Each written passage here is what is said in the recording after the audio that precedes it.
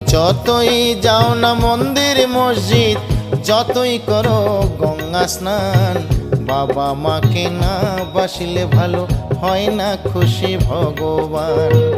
বাবা মাকে না বাসিলে ভালো হয় না খুশি ভগবান।